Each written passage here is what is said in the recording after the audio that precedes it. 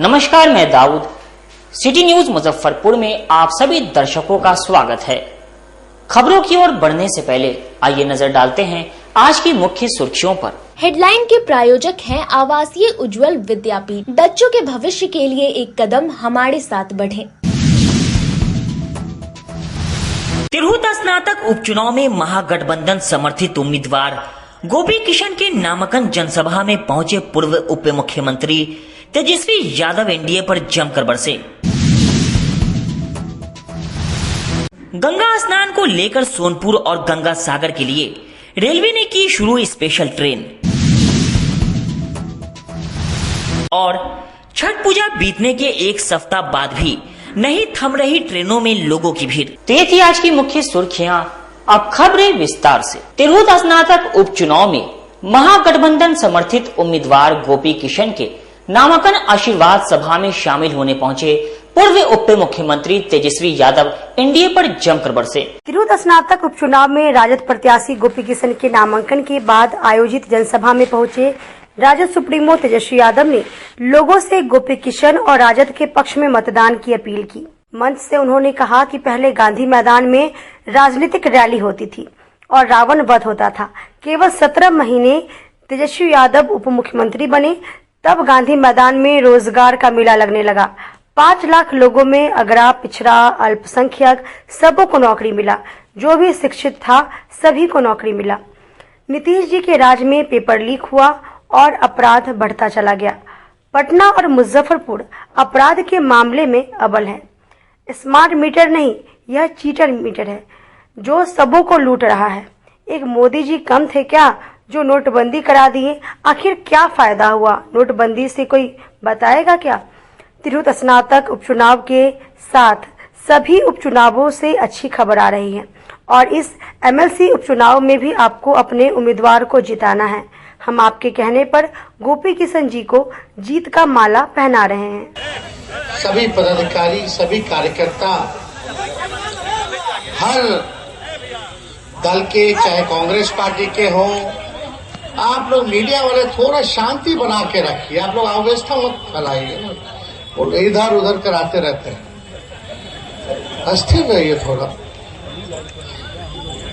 आप सब लोगों से कहना चाहते हैं, यहाँ तिरहुत प्रमंडल के सभी हमारे समर्थक,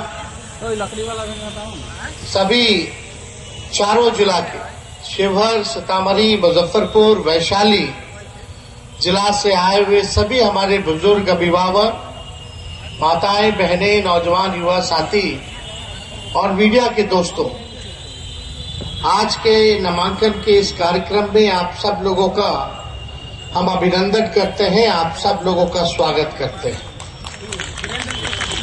आदरणीय लालू जी ने गोपी किशन जी को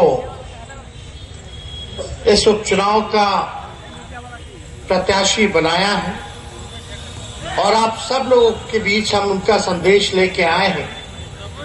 आप सब लोगों से अपील यही करने आए हैं कि गोपी किशन जी को भारी बहुमत से आप लोग एक एक वोट देकर के इनको विजय बनाने का काम कीजिए। कई यहाँ हमारे वोटर्स हैं,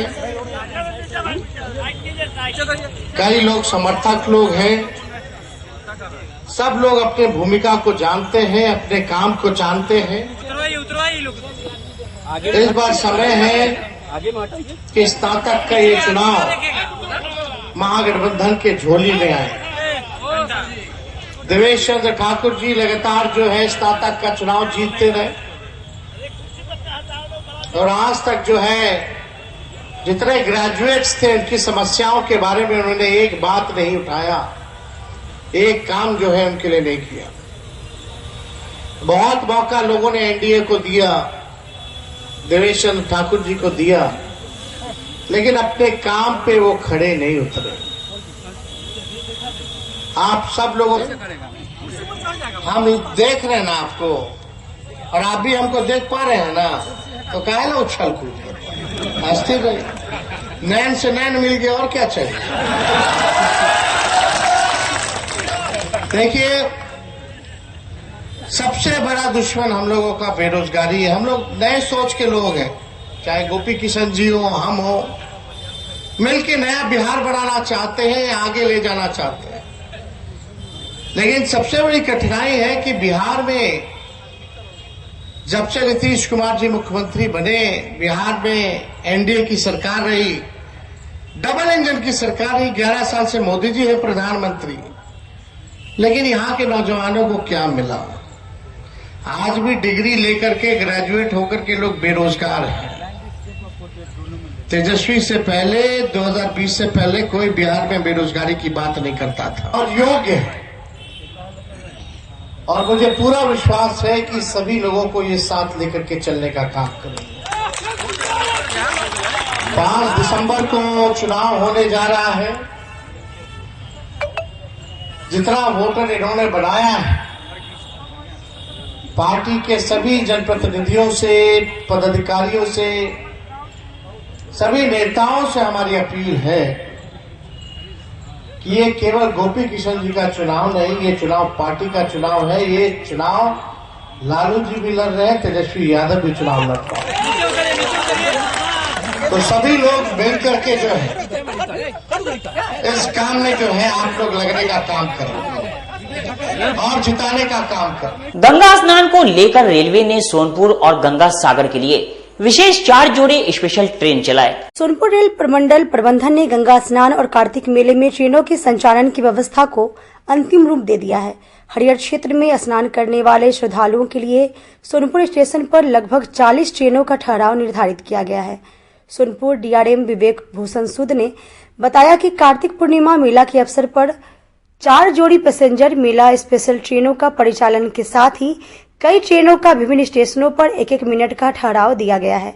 कार्तिक पूर्णिमा के अवसर पर प्रत्येक वर्ष लगने वाले सोनपुर मेला के अवसर पर होने वाली यात्रियों की भारी भीड़ के मद्देनजर पूर्व मध्य रेल द्वारा 15 नवंबर को 4 जोड़ी पैसेंजर मेला स्पेशल ट्रेनों का परिचालन किया जा रहा है। इसके अलावा 14 और 15 नवंबर को छपरा, हाजीपुर, मुजफ्फरपुर एवं सोनपुर, बछवाड़ा, बरौनी खंड पर अस्थायी रूप से कुछ नियमित गाड़ियों का 1-1 मिनट के लिए अतिरिक्त ठहराव दिया जा रहा है, जिससे गंगा स्नान के लिए हरिहर क्षेत्र आने वाले श्रद्धालुओं को किसी प्रकार की कोई असुविधा ना हो। शुरू हो रहा है और ये कार्तिक मेला और गंगा स्नान का हमारा अभी जो उसकी व्यवस्था भी हो गई है। जो वॉलंटियर्स हैं, अभी पहले हमारा ध्यान मुजफ्फरपुर में था, थोड़ा ध्यान हम सोनपुर की तरफ भी कर रहे हैं।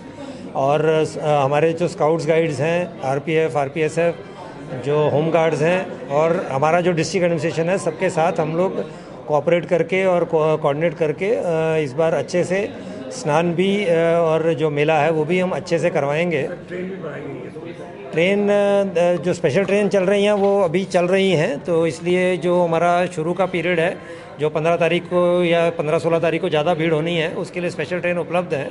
उसके अलावा 22 ट्रेनों को जगह जगह हॉल्ट दिए गए हैं, ताकि जो अनशेड्यूल्ड हॉल्ट है कि मेल एक्सप्रेस ट्रेन है उसको हम लोग रोक के और लोगों को सुविधा मिले जितने लोगों को जाना है। तो अगेन क्योंकि छठ के लिए हमने इतनी ज़्यादा व्यवस्था की थी, वही व्यवस्था हमारी गंगा स्नान और इसमें भी हमारी मदद करेगी और यात्रियों को पिछले सालों की अपेक्षा कम असुविधा का सामना करना पड़ेगा, बेटर होना चाहिए पहले से।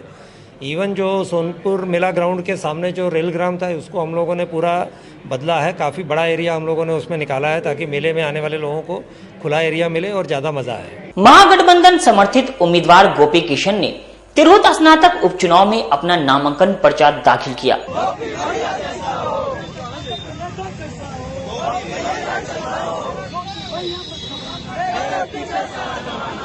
महागठबंधन समर्थित तिरहुत स्नातक प्रत्याशी गोपी किशन ने बुधवार को नामांकन किया। इसके बाद मुजफ्फरपुर क्लब में आयोजित सभा में प्रतिपक्ष नेता तेजस्वी यादव ने सभा को संबोधित करते हुए महागठबंधन के समर्थन में वोट करने की अपील की। नेता प्रतिपक्ष तेजस्वी यादव हेलीकॉप्टर से 12 बजे सिकंदरपुर स्टेडियम में उतरे।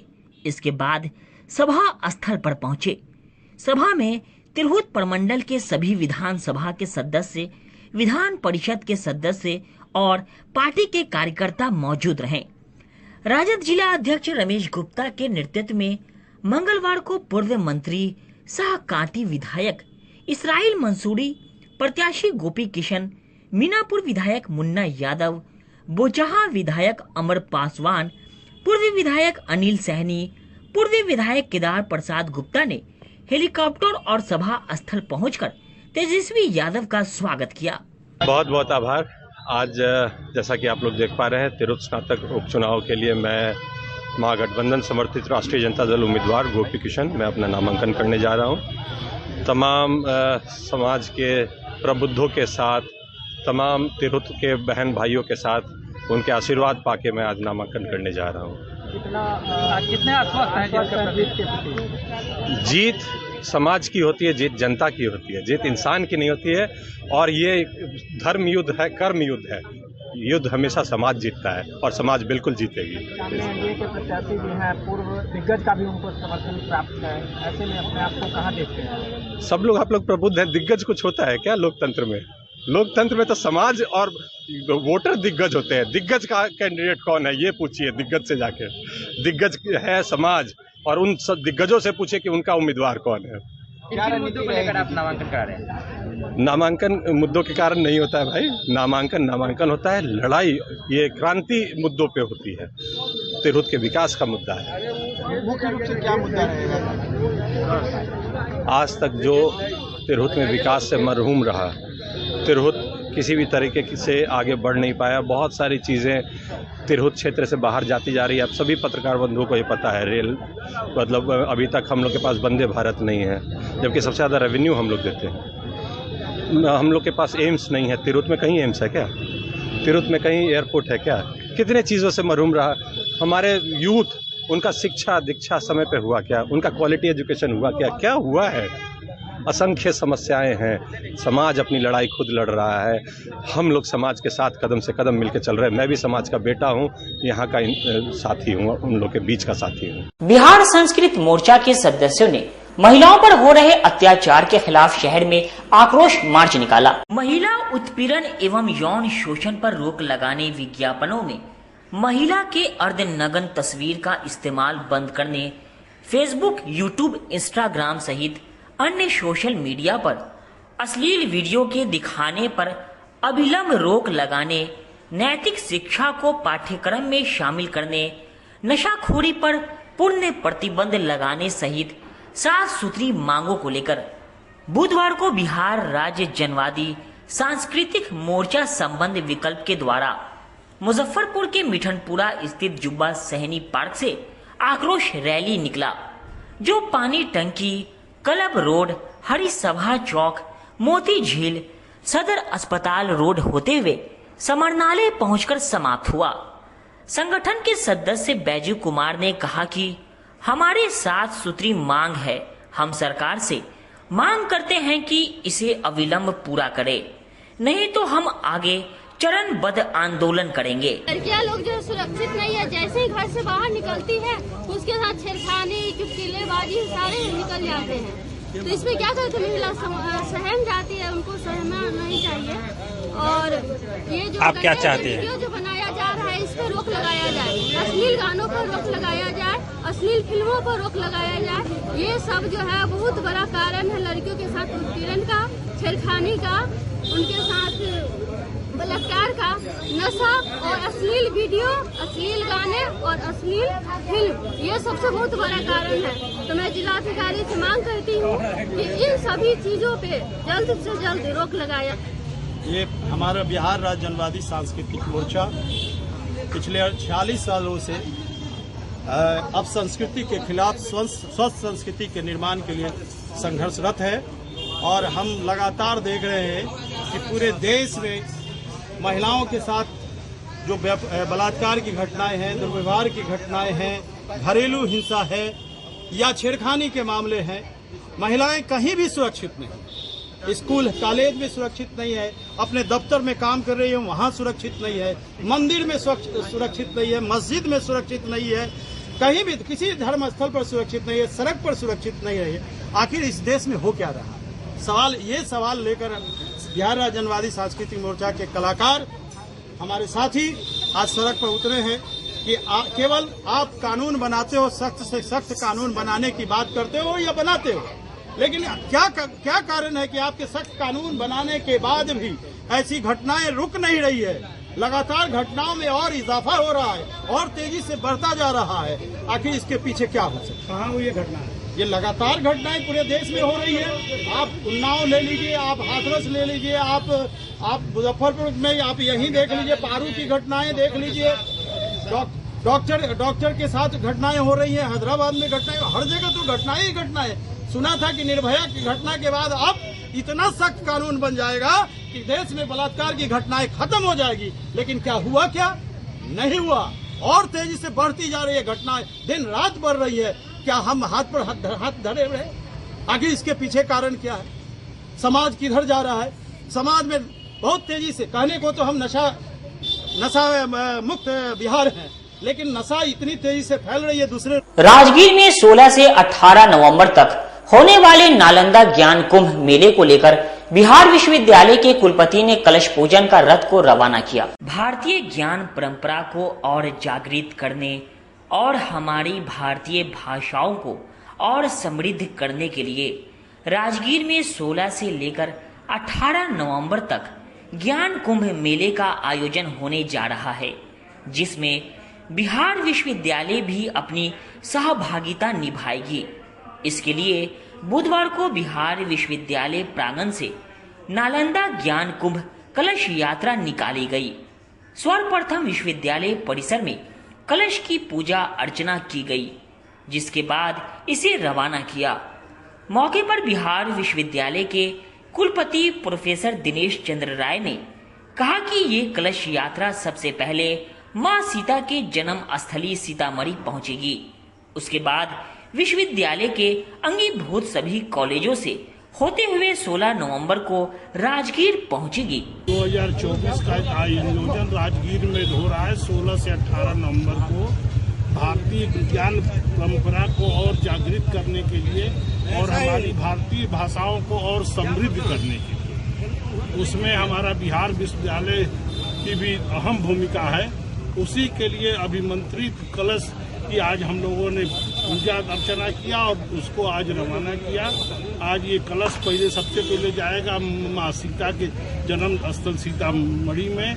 उसके बाद विश्वविद्यालय के जितने भी वो हमारे है कि नालंदा विश्वविद्यालय के परिसर में राजगीर में जो नालंदा ज्ञान कुंभ होना है, उस ज्ञान कुंभ में बाबा साहब भीमराव अम्बेडकर बिहार विश्वविद्यालय भी सह संयोजक की भूमिका में है।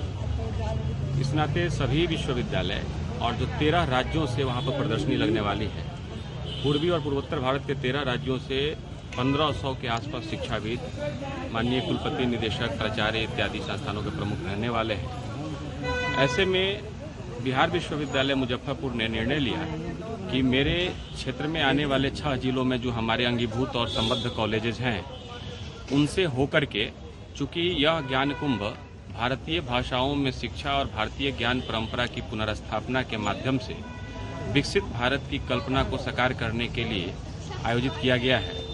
इसमें बिहार विश्वविद्यालय ने निर्णय लिया कि यहाँ से विश्वविद्यालय परिसर से ज्ञान कुंभ, नालंदा ज्ञान कुंभ कलश रथ यात्रा निकालेंगे और यह रथ यात्रा आज अनुष्ठान के बाद यहाँ से रवाना हुई है। और यह रथ सबसे पहले यहाँ से निकल करके मुजफ्फरपुर के संस्थानों से होते हुए और माँ सीता, माँ जानकी के जन्मस्थली सीतामढ़ी में पुनौरा धाम पहुँचेगा। फिर वहाँ से शिवहर, फिर शिवहर से मोतिहारी, फिर मोतिहारी में रात्रि प्राव होगा कल शाम में, और मोतिहारी में वहाँ केंद्रीय विश्वविद्यालय और बिहार विश्वविद्यालय के जितने भी कॉलेज हैं उनके साथ वहाँ के जो प्राचार्य होंगे, प्रमुख होंगे, शिक्षाविद होंगे, जो प्राध्यापक होंगे, वो अभिनंदन करेंगे। फिर रथ यात्रा आगे बढ़ करके बेतिया जाएगी। बेतिया से लौटते समय साहेबगंज, केसरिया होते हुए वैशाली पहुंचेगी यह रथ यात्रा, और फिर वैशाली से सीधे हाजीपुर पहुंचेगी। हाजीपुर में भी बिहार विश्वविद्यालय के कई संस्थान हैं, संबद्ध संस्थान, वहाँ सभी संस्थानों के प्रमुख उसका अभिनंदन करेंगे। फिर वहाँ से रथ यात्रा जो 16 नवंबर को सुबह में जो वहाँ से चलेगी, पटना में फिर आयोजन समिति के जो व्यवस्था समिति के जो कार्यकर्ता हैं पटना में, वहाँ पटना 0 माइल पर इस रथ यात्रा का अभिनंदन किया जाएगा। छठ पूजा के एक सप्ताह बीतने के बाद भी ट्रेनों में महानगरों की ओर जाने वाले लोगों की भीड़ कम नहीं हो रही है। छठ पर्व के एक सप्ताह बीत जाने के बाद भी ट्रेनों में यात्रियों की जबरदस्त भीड़ हो रही है।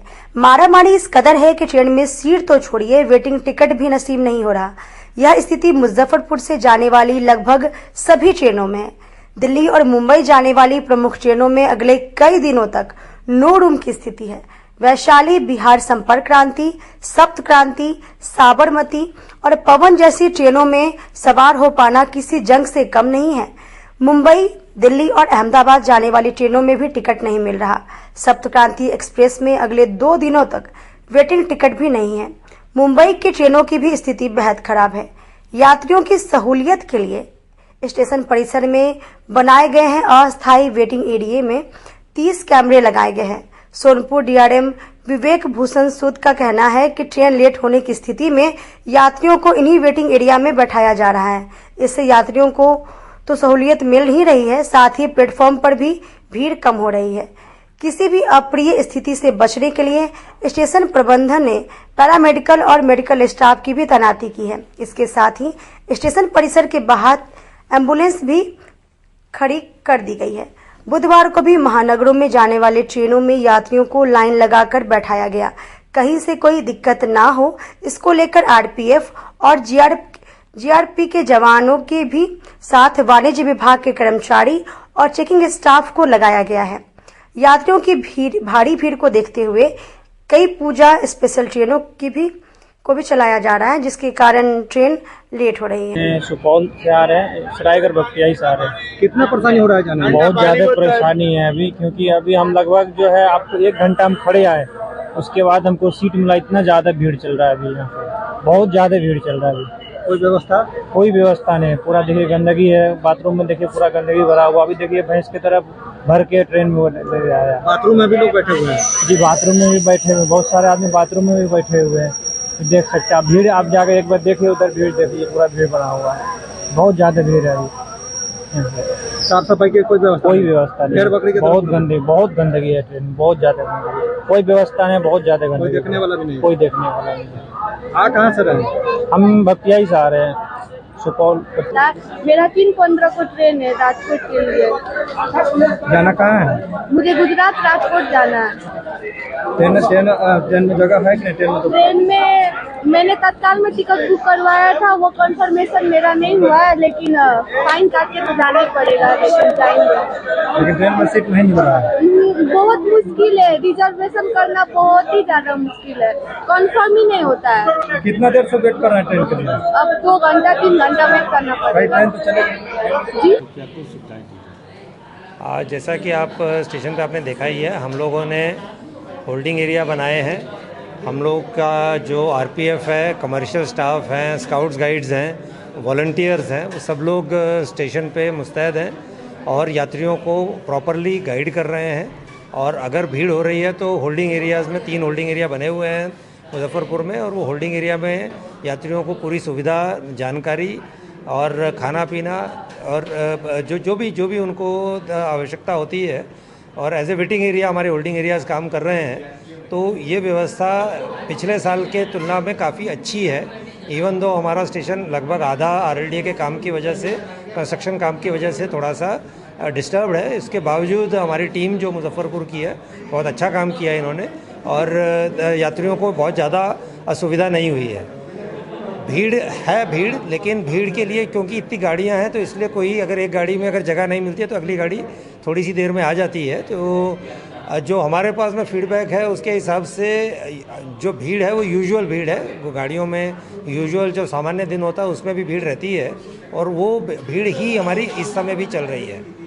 तत्काल टिकटों की ब्लैक मार्केटिंग जमकर हो रही है, तो उसके रोकथाम के लिए रेलवे के तत्काल का ब्लैक मार्केटिंग एक बड़ी समस्या है। हम लोग उसके लिए रेड कर रहे हैं और लोगों को पकड़ने की कोशिश कर रहे हैं, लेकिन डिमांड ज़्यादा है और समाउ सब लोग जो रेगुलर ट्रेन है उन्हीं में जाना चाहते हैं, जो पॉपुलर ट्रेन्स हैं, उसकी वजह से कुछ समस्या है। तो हम रेलवे उसके ऊपर नज़र रखे हुए हैं और हम लोग कोशिश कर रहे हैं कि उसके अंदर भी लोगों को असुविधा ना हो।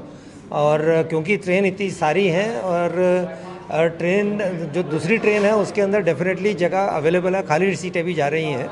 तो लोगों से रिक्वेस्ट यही है कि थोड़ा सा प्लान करके अगर मूवमेंट करेंगे तो मूवमेंट हो जाएगा। गाड़ी जैसा कुछ है, स्पेशल ट्रेन लेट है, लेकिन लेट का भी मालूम है कितना लेट चल रही है, उसके हिसाब से मूवमेंट प्लान किया जा सकता है।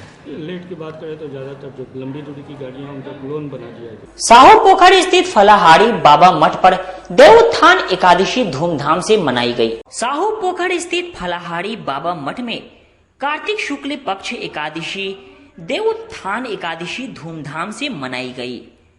प्रधान पुजारी मनोज दास ने भगवान विष्णु को विधि विधान से स्नान ध्यान करा, षोडशोपचार पूजन कर वस्त्र पहनाकर भोग के उपरांत चौकी पर विराजमान भगवान विष्णु को 4 बार ओम नमो भगवतो वासुदेवाय के मंत्र के साथ उठाया। तदुपरांत आरती की। मनोज दास ने बताया कि आषाढ़ हरि शयन एकादशी के भगवान विष्णु शयन पर चले जाते हैं और आज के दिन 4 महीने बाद उठते हैं और सारे मांगलिक कार्य, विवाह, जनेऊ, गृह प्रवेश आदि प्रारंभ हो जाएगा। इस दौरान पंडित विश्वनाथ झा, पंडित राकेश तिवारी, बिकाऊ दास, रामेश्वर दास सहित दर्जनों महिला श्रद्धालु मौजूद रहीं। उसके बाद ऊँट लगा करके मंडप बना करके भगवान को उस पर विराजमान करके शालिग्राम भगवान को, और महिला लोग आए हैं, पूजा अपना किए हैं, प्रसादी वगैरह चढ़ाए हैं, उस पर 5 बार 4 बार 5 बार उठाए हैं। और उसके बाद में आरती हुआ, सब लोग आरती करके भगवान का दर्शन। ऐसे भगवान का अब भगवान जग गए, लगन शुरू हो गया, लगन शुभ विवाह का कार्यक्रम सब शुरू हो गया। वक्त हो चुका है एक छोटे से ब्रेक का। बनी रही हमारे साथ, देखते रहिए सिटी न्यूज मुजफ्फरपुर। आजकल की बिजी जिंदगी में स्टाइल तो है, पर कंफर्ट का क्या? आपके इसी स्टाइल और कंफर्ट को बेहतर बनाने के लिए नीलकमल लेकर आए हैं first exclusive factory outlet showroom in Mithanpura Muzaffarpur, जहां home furniture, office furniture, mattress and wedding special पे up to 50% off with EMI facility. Style भी, कंफर्ट भी। उत्तर बिहार का पहला नीलकमल का एक्सक्लूसिव शोरूम आपका स्वागत करता है। एक बार सेवा करो। अपने घर को अत्याधुनिक परिवेश में सजाना चाहते हैं तो आप हीरा हार्डवेयर में अवश्य पधारें। यहाँ अत्याधुनिक पेंटों का विशाल रेंज है। इसके अलावे ply, पॉलीकोट, highlighted Sunmica, fancy hardware, basket, aluminium section, ACP, PVC और मॉड्यूलर फिटिंग का विशाल रेंज एक ही छत के नीचे उपलब्ध है। तो हमारे यहाँ एक बार अवश्य पधारें। हमारा पता है हीरा हार्डवेयर, GD मदर स्कूल के पीछे, पंकज मार्केट रोड, और हमारा कॉन्टेक्ट नंबर है 9334901545। कागज से बनी थाली, कटोरा, ग्लास, पेपर ग्लास अगर आप खुदरा या होलसेल में लेना चाहते हैं तो जायसवाल इंटरप्राइजेज जरूर जाएं। यहाँ शादी समारोह हो या किसी प्रकार के शुभ आयोजन में प्रयोग आने वाली सभी प्रकार की सामग्री एक ही छत के नीचे उपलब्ध है। लकड़ी से बने चम्मच, प्लास्टिक मुक्त सभी प्रकार की सामग्री उपलब्ध है। होलसेल और खुदरा के लिए एक बार अवश्य पधारें।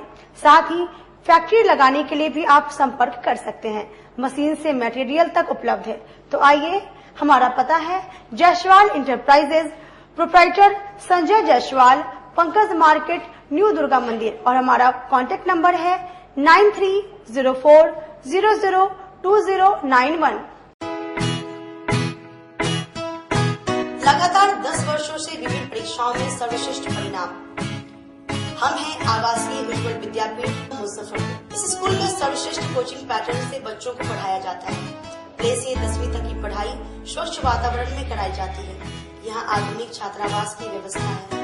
उज्ज्वल विद्यापीठ का मुख्य उद्देश्य रामकृष्ण मिशन, नवोदय नेतरहाट, सैनिक स्कूल, सिमुल तल्ला गुरुकुल, सिंधिया कन्या विद्यालय जैसे अनेक भारतवर्ष के प्रतिष्ठित विद्यालयों में कुशल, प्रशिक्षित, अनुभवी एवं शहर के सर्वश्रेष्ठ शिक्षकों द्वारा तैयारी कराई जाती है। 1.5 एकड़ में फैला इस स्कूल का वातावरण काफी शांत है।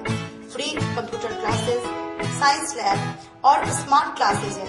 साथ ही इंडोर और आउटडोर गेम की भी व्यवस्था है। तो अपने बच्चों के लक्ष्य के सपनों को पूरा कराना चाहते हैं तो आज ही आवासीय उज्ज्वल विद्यापीठ में अपने बच्चों का नामांकन करवाएं। हमारा पता है पोखरिया पीठ, अतरदा, मुजफ्फरपुर, और हमारा कॉन्टेक्ट नंबर है 9708351851, और हमारा दूसरा नंबर है 8797122397, या फिर आप हमें कांटेक्ट कर सकते हैं 8409996658 पर। नेशनल फर्नीचर 10,000 में दीवान, 12,000 में सोफा सेट के अलावा घर की जरूरतों के लिए किसी प्रकार की फर्नीचर की जरूरत हो, वह भी कम कीमतों पर, तो नेशनल फर्नीचर जरूर जाएं, जहां फैक्ट्री और शोरूम एक ही साथ है।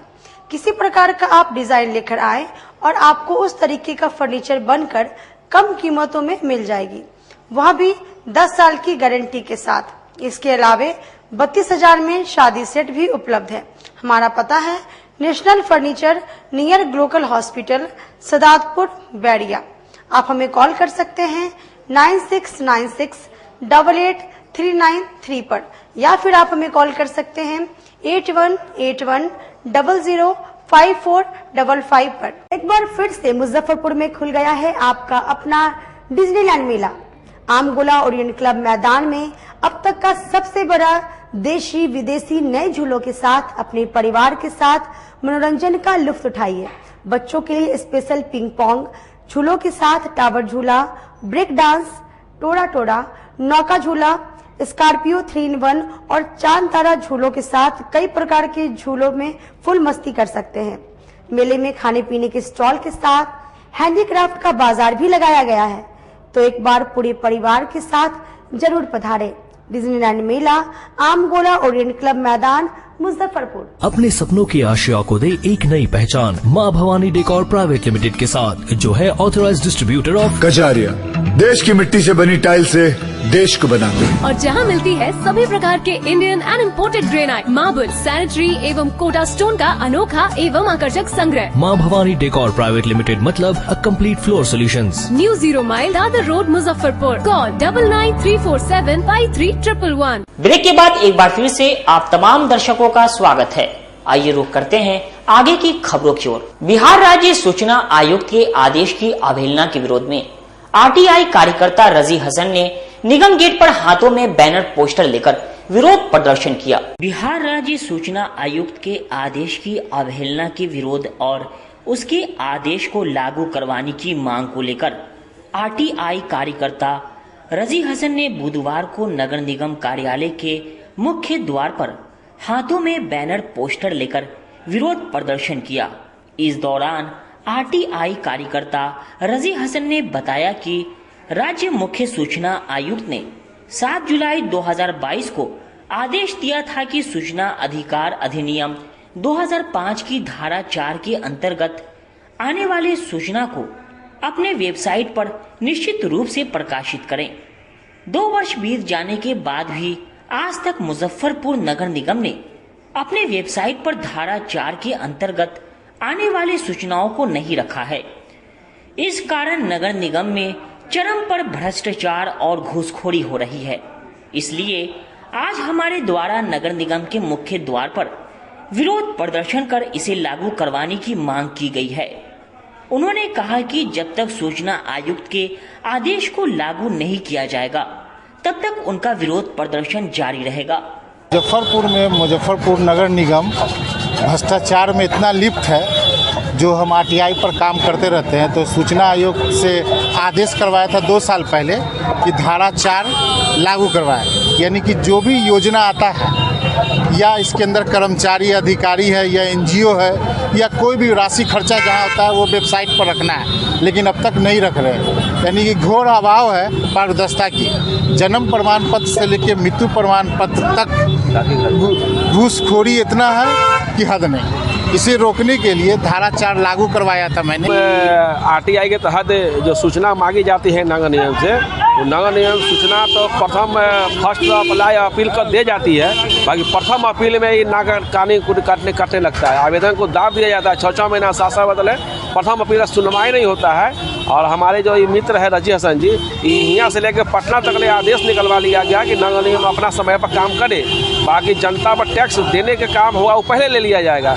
आम पब्लिक को सुविधा देने के नाम पर कुछ नहीं दिया जाता है। शहर में आप देख रहे हैं कि नगर निगम के गेट पर हम खड़े हैं, यहाँ पर लाइन से पूरा अतिक्रमण किया हुआ है। अतिक्रमण शहर से कहाँ से सिर्फ कमिश्नरी के पास सिर्फ अतिक्रमण हटाया जाता है, और नगर निगम स्वतः अपना गली के घर के गेट पर अतिक्रमण साफ नहीं कर सकता। इसी से आप बताया जाता है कितना घोर अपमान हो रहा है जनता के साथ में, लूट हो रहा है नगर निगम के माध्यम से। जन्म मृत्यु हो या टाकी खारिज हो, किसी विभाग में जनता का कोई। दरभंगा में एम्स का शिलान्यास प्रधानमंत्री नरेंद्र मोदी ने किया। भाजपा प्रवक्ता प्रभात मलाकार ने कहा कि उत्तर बिहार के लोगों को नई सौगात मिली। प्रधानमंत्री नरेंद्र मोदी ने आज उत्तर बिहार के लोगों को एक बड़ा सौगात दिया। 1700 करोड़ रुपए के अनुमानित राशि से दरभंगा के शोभन में बनने जा रहे एम्स का आज उन्होंने शिलान्यास किया। इस मौके पर भाजपा के प्रदेश मीडिया प्रभारी प्रभात मलाकार ने कहा कि इस एम्स के शिलान्यास से बिहार के स्वास्थ्य विभाग में एक नया क्रांति आएगा। 750 बेड के इस अस्पताल के निर्माण से न सिर्फ लोगों को स्वास्थ्य सुविधा मिलेगी बल्कि रोजगार और स्वरोजगार के अवसर भी बढ़ेंगे। उन्होंने कहा कि एम्स के निर्माण से न केवल उत्तर बिहार के लोगों को लाभ मिलेगा बल्कि इससे सटे राज्य पश्चिम बंगाल और नेपाल को भी काफी फायदा होगा। उन्होंने कहा कि प्रधानमंत्री का बिहार के प्रति लगाव की वजह से देश में उत्तर प्रदेश के बाद बिहार ऐसा दूसरा राज्य होने जा रहा है जिसमें एक ही राज्य के अंदर तो 2 एम्स मिलने जा रहा है। देखिए, पूरे भारतवर्ष में उत्तर प्रदेश के बाद बिहार में दूसरा एम्स खुलने जा रहा है। ये बड़े सौभाग्य की बात है कि आदरणीय नरेंद्र मोदी जी का विशेष लगाव बिहार और बिहार वासियों से। उत्तर प्रदेश जैसे राज्य में 2 एम्स और बिहार में 2 एम्स, एक जो है पटना में एम्स पहले से कार्यरत है और दूसरा जो है वो 3 वर्षों में दरभंगा के शोभन में तैयार हो जाएगा। यह एम्स बिहार के लिए जिस प्रकार से देश में एक समय अगस्त क्रांति हुई तो आजादी हुई, हरित क्रांति हुई तो लोगों को अनाज मिला, किसानों को अनाज उपजाने का हक मिला, किसानों की भागीदारी बढ़ी, उसी प्रकार यह जो दरभंगा के शोभन में जो एम्स खुला है यह बिहार के स्वास्थ्य क्रांति को साबित करेगा। यह 750 बेड का दूसरा एम्स जो खुला है, इससे साथ साथ स्वास्थ्य के साथ साथ रोजगार और स्वरोजगार के भी अवसर होंगे। स्वाभाविक है जो एम्स खुलेगा तो वहाँ आपको खाने पीने की चीजें भी खुलेंगी, वहाँ दुकानें भी खुलेंगी, वहाँ अन्य सामग्री की चीजें की भी दुकान खुलेंगे, तो वहाँ रोजगार और स्वरोजगार भी उत्पन्न होगा। और साथ ही साथ प्रधानमंत्री जी को यह मन था कि बिहार में खासकर सुदूर क्षेत्र के लोग, खासकर कोसी क्षेत्र के लोग, पूर्णिया के, अररिया के, फारबिसगंज के लोग को स्वास्थ्य के कारण काल के गाल में समा जाते थे। ये जो दरभंगा में एम्स खुला है, इससे दरभंगा के साथ साथ मुजफ्फरपुर, शिवहर, सीतामढ़ी, पूर्णिया, वैशाली, अररिया, फारबिसगंज के साथ साथ नेपाल और पश्चिम बंगाल के लोगों को भी इसका लाभ मिलेगा। और निश्चित तौर पर यह बिहार वासियों के लिए एक बड़ी सौगात है। एम्स तो बन रहा है, लेकिन जो व्यवस्था है स्वास्थ्य विभाग का, जो हॉस्पिटल पहले से है उसका भी लचर व्यवस्था है, उसको सुधार का जरूरत नहीं है। देखिए, मैं आपको बता देना चाहता हूँ कि शायद बिहार पहला या दूसरा ऐसा राज्य है जो अभी माननीय स्वास्थ्य मंत्री मंगल पांडे जी और मुख्यमंत्री जी नीतीश कुमार जी के नेतृत्व में स्वास्थ्य विभाग में बिहार के जितने अस्पताल हैं उनका सीसीटीवी से मॉनिटरिंग हो रहा है। यहाँ तक कि स्वास्थ्य मंत्री के सरकारी आवास पटना पे वहाँ पे सीसीटीवी से मॉनिटरिंग हो रहा है। 12 बजे रात में भी अगर किसी का एडमिट नहीं हो रहा है, किसी को दवा नहीं मिल रहा है, कोई डॉक्टर नहीं है, तो 1 घंटे के अंदर एक्शन लिया जा रहा है। मैं तो आप लोगों को कहता हूं कि कहीं कोई परेशानी हो, आप 12 बजे रात में मुझे याद कीजिए। और बिहार में किसी अस्पताल में कहीं कोई समस्या हो तो उसकी मॉनिटरिंग स्वास्थ्य विभाग कर रही है। पिछले कुछ दिन पहले एक वीडियो वायरल हुआ है कि चपरा वहाँ का जो गार्ड है वह मरीज को सुइया दे रहा है और मलहम पट्टी कर रहा है। पीएससी का मामला है मुजफ्फरपुर। उसके बाद वहाँ का पीएससी प्रभारी ने वहाँ बैनर लगा दिया कि मोबाइल वोबाइल यहाँ अलाउड नहीं होगा। निश्चित देखिए, होता क्या है कि कुछ कमियां, गलती, अभी कुछ दिन पहले कहीं एक जगह टॉर्च से ऑपरेशन के बाद आया, कहीं वो जो सुधार, निश्चित तौर पर सुधार तो अब तो। खबरों का सिलसिला यहीं होता है समाप्त। अब मुझे और मेरी पूरी न्यूज टीम को दीजिए इजाजत। कल फिर मिलेंगे आपसे शहर की तमाम खबरों के साथ। नमस्कार।